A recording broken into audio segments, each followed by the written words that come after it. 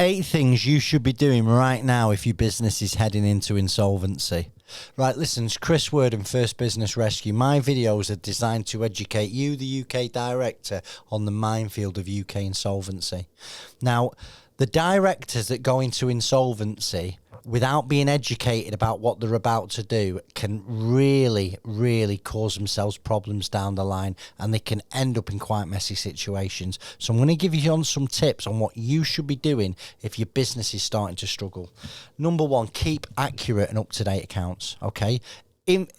Financial information, up-to-date, accurate financial information is really important. It tells you where you are in your business. Not worse than you are, where you are.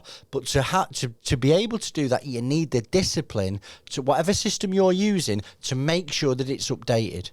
Number 2, as soon as you start to struggle paying your bills on time, you're robbing Peter to pay Paul, tech advice quickly, tech insolvency advice. Let me tell you, 95% of people who call me don't end up in liquidation, but they need to speak to somebody to get another view on it. If you're in it, it's highly likely that you're missing things because you're there, you're grafting, you're hustling, you're doing the dance to try and keep the business afloat. Somebody who's not attached emotionally can look at it and give you a different view. It's really, really helpful, especially if you're a small business owner. You don't talk about this stuff to people. You're probably not spoken to your wife about it. You're probably not about to tell your mates down the pub how your business is going down the shit pan.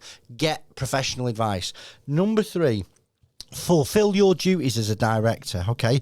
You have got to act in the best interests of the company, okay?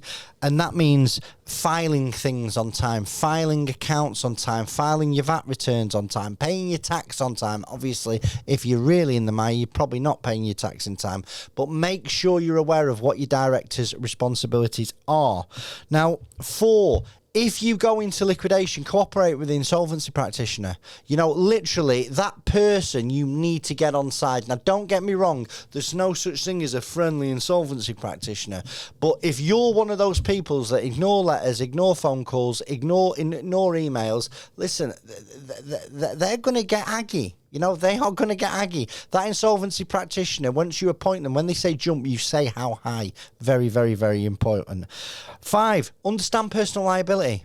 Understand personal liability before you go into insolvency. Have you got personal guarantees? If you have, what are you going to do about them? Have you got any overdrawn loan accounts? If you have, what are you going to do about them? Have you got any misfeasance claims that are going to be coming from the insolvency practitioner? Are you going to be accused of any preference payments? And if you have, what are you going to do about them?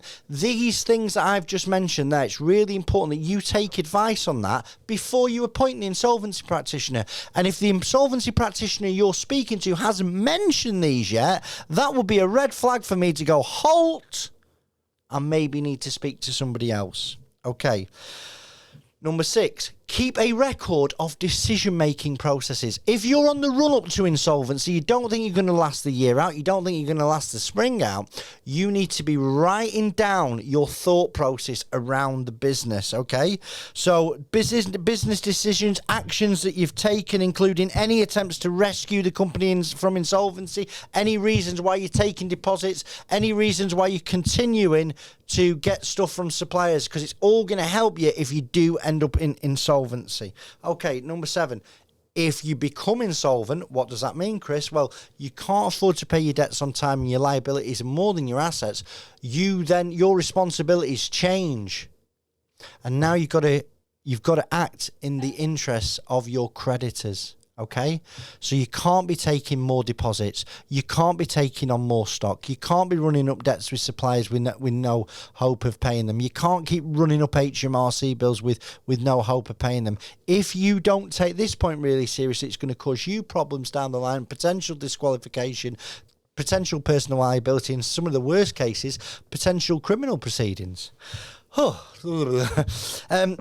Avoid improper disposal of company assets, right?